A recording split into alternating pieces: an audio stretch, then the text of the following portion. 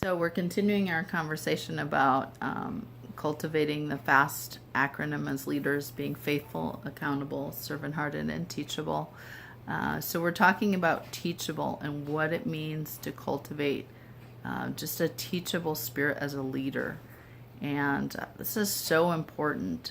We've talked even in the last few weeks about the importance of mentors and allowing people to speak into your life, whether it's in the area of finances or your spiritual life, allowing the Lord to speak through you or to you through others.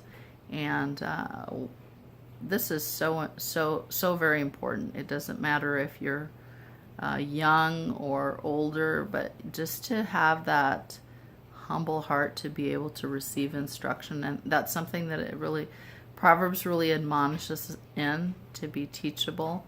And it really comes out of a heart of humility, recognizing that the Lord is allowing you to be able to receive from others who have walked in some of the same things you've walked in, and they've gone before you and are called to stand along beside you and cheer you on. And so Proverbs talks about this. It talks about basically if we want to grow in wisdom, we need to walk with the wise. And so it says he who walks with the wise becomes wise, but the companion of fools suffers harm. Because if we surround ourselves with wise men, we will become wise and we'll grow in that.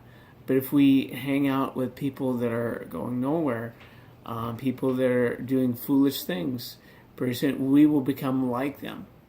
And it's just a truth in the Proverbs. Yeah, that's true. And the scripture also tells us that in the multitude of counselors there is safety. And so really it's more of a heart posture, teachability, but looking for those opportunities to receive feedback from your peers, from your mentors, and once again having an opportunity to have iron sharpening iron, and being willing to listen, receive correction, receive instruction will really help us cultivate a gift of leadership and steward that well as we allow others to speak into our lives. It might be good for us to share a couple stories of one that happened. Some of you know that I've had a spiritual mom in my life since I was 15 years old, and there's been so many times where the Lord has used her to speak into my life and to share out of her own experience things that the Lord has taught her.